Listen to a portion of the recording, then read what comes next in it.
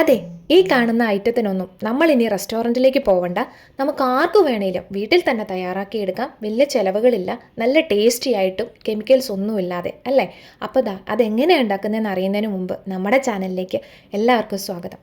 നമ്മളപ്പോൾ എടുത്തിരിക്കുന്നത് ഒരു കോളിഫ്ലവർ ആണ്, ഇടത്തരം വലിപ്പമുള്ളത് കേട്ടോ. അപ്പോൾ അതിനെ ചെറിയ പൂക്കൾ പോലെ ഒന്ന് അടർത്തി റെഡിയാക്കി എടുത്തിട്ടുണ്ട്. ഇനി അതിന് വേണ്ടത് ഉപ്പും മഞ്ഞൾപ്പൊടി ഇട്ട് തിളപ്പിച്ച വെള്ളമാണ് കേട്ടോ. അതെന്ന് വെച്ചാൽ അതിൻ്റെ പുഴുക്കളും പൊടികളും അഴുക്കും ഒക്കെ ഉണ്ടാവുമല്ലോ, അതൊക്കെ പോകാനായിട്ടാണ് ഇതുപോലെ വെള്ളത്തിലേക്ക് ഇടുന്നത്. 2-3 മിനിറ്റ് അതിൻ്റെ ആവശ്യമുള്ളൂ, അത് കൂടുതലൊന്നും ഇടലിൽ വെന്തു പോകും. അതുകൊണ്ടാണ് കേട്ടോ, എല്ലാവർക്കും തന്നെ അറിയാവുന്നതാണ്, എന്നാലും പറഞ്ഞു എന്നേ ഉള്ളൂ. അപ്പോൾ അതെല്ലാം ഒന്ന് കഴുകി വെള്ളമൊക്കെ തോർത്തി നമ്മളിവിടെ റെഡിയാക്കി വെച്ചിട്ടുണ്ട്. ഇനി വേണ്ടത് കോളിഫ്ലവർ നമുക്ക് ഫ്രൈ ചെയ്തെടുക്കാനുള്ള ഒരു ബാറ്റർ തയ്യാറാക്കുക എന്നുള്ളതാണ് കേട്ടോ. 4 ടേബിൾ സ്പൂൺ മൈദയും 3 ടേബിൾ സ്പൂൺ കോൺഫ്ലോർ, 1 ടീസ്പൂൺ ഇഞ്ചി വെളുത്തുള്ളി പേസ്റ്റ്, 1/2 ടീസ്പൂൺ കുരുമുളക് പൊടി, കുറച്ച് ഉപ്പ്, പിന്നെ ഇത്തിരി വെള്ളവും കൂടെ ഒഴിച്ചിട്ട് നമുക്കിതൊന്ന് റെഡിയാക്കിയെടുക്കാം. അപ്പോൾ ബാറ്റർ തയ്യാറാക്കുമ്പോൾ ഇഡ്ഡലി മാവിനേക്കാളും ഒരു സ്വല്പം കട്ടിയിൽ വേണം ബാറ്ററൊക്കെ ഒന്ന് തയ്യാറാക്കി എടുക്കാനായിട്ട് കേട്ടോ. കട്ടകളില്ലാതെ വേണം അത് റെഡിയാക്കി എടുക്കാനായിട്ട്. അപ്പോൾ നമ്മുടെ ബാറ്ററൊക്കെ ഏകദേശം റെഡിയായി വന്നിട്ടുണ്ട്. അപ്പോൾ ഇനി വേണ്ടത് നമ്മുടെ ഈ മുറിച്ച് റെഡിയാക്കി വെച്ചിരിക്കുന്ന കോളിഫ്ലവർ അതിലേക്ക് ഇട്ട് കൊടുക്കാം. അതല്ല എന്നുണ്ടെങ്കിൽ ആ ബാറ്ററിൽ മുക്കി എണ്ണയ്ക്കകത്തോട്ട് ഇട്ടാലും മതി, എങ്ങനെ ആയാലും കുഴപ്പമില്ല കേട്ടോ. അപ്പോൾ ഇനി നമുക്ക് റെസ്റ്റ് ചെയ്യാൻ വെക്കേണ്ട കാര്യമില്ല. എണ്ണയൊക്കെ ഒന്ന് ചൂടായി വന്ന സമയത്ത് നമ്മൾ ഓരോന്നോരോന്നായിട്ട് മുക്കി അതിലേക്ക് ഇട്ട് കൊടുക്കുന്നുണ്ട്. ഒരു ഗോൾഡൻ ബ്രൗൺ കളർ ആവുന്ന സമയത്ത്, അതായത് നല്ല ക്രിസ്പി ആയിട്ട് തന്നെ നമുക്ക് കിട്ടും കേട്ടോ. ആ സമയത്ത് തിളയൊക്കെ ഒന്ന് മാറി വരുന്നുണ്ട്, നമുക്കിത് കോരി മാറ്റി എടുക്കാവുന്നതാണ്. അങ്ങനെ നമുക്കിതെല്ലാം ഒന്ന് റെഡിയാക്കി ഇത് കണ്ടോ, ഇതുപോലെ എടുത്തു വെച്ചിട്ടുണ്ട്. നല്ല ക്രിസ്പിയാണ് കേട്ടോ. ഇത് കണ്ടോ, ഒടിച്ച് കണ്ടോ, അങ്ങനെ നമുക്ക് തയ്യാറാക്കിയെടുക്കാം. അപ്പം നമ്മൾ ഇത്രയൊക്കെ തയ്യാറാക്കിയ സ്ഥിതിക്ക് അടുത്തതാണ് മെയിൻ സ്റ്റെപ്പ് എന്ന് പറയുന്നത്. ചീഞ്ചട്ടിയൊക്കെ നമ്മൾ അടുപ്പത്തോട്ട് ഒഴിച്ച് കൊടുത്തിട്ടുണ്ട്. വെജിറ്റബിൾ ഓയിലാണ് ഒഴിച്ച് കൊടുത്തിരിക്കുന്നത് കേട്ടോ. 2 ടേബിൾ സ്പൂണോളം തന്നെ ഒഴിച്ച് കൊടുത്തിട്ടുണ്ട്. അപ്പോൾ ഇനി അതിലേക്ക് വെളുത്തുള്ളി അരിഞ്ഞത് 1 ടേബിൾ സ്പൂണും, ഇഞ്ചി 1 ടീസ്പൂണും, പച്ചമുളക് 2-3 എണ്ണം ചെറുതായിട്ട് അരിഞ്ഞതുമാണ്. അപ്പോൾ ഇതെല്ലാം കൂടെ കൂട്ടി ഒന്ന് വഴറ്റി കൊടുത്തതിന് ശേഷം ക്യാപ്സിക്കവും സവോളയും ഇട്ട് കൊടുക്കുന്നുണ്ട്. ചതുര കഷ്ണങ്ങളായിട്ട് പോലെയാണ് അരിഞ്ഞെടുത്തിരിക്കുന്നത് കേട്ടോ. അപ്പോൾ ക്യാപ്സിക്കം ഞാനിതിൽ പകുതി മാത്രമാണ് ഉപയോഗിച്ചിരിക്കുന്നത്.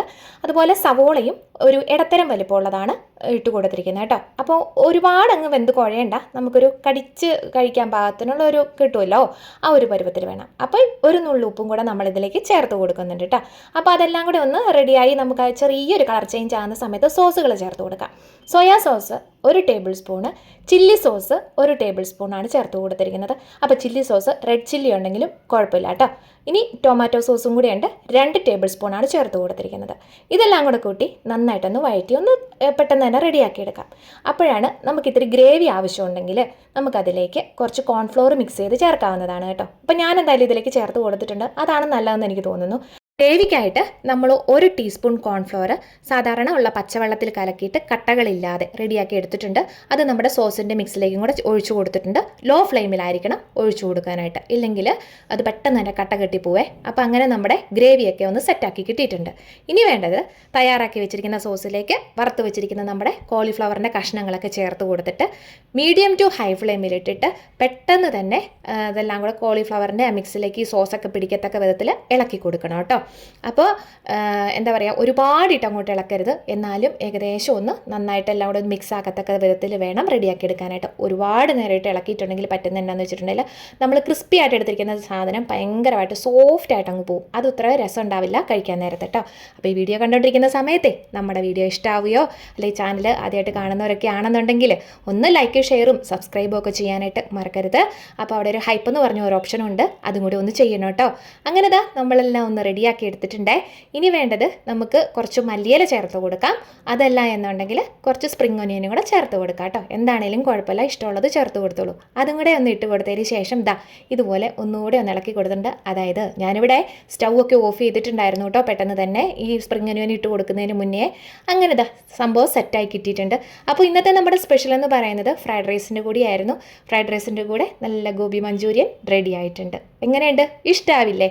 അതേന്നെ, എല്ലാവർക്കും ഇഷ്ടമാവും. എല്ലാവരും ഒന്ന് ട്രൈ ചെയ്ത് നോക്കണം, വലിയ കഷ്ടപ്പാടൊന്നുമില്ല. അപ്പോൾ ശരി കേട്ടോ.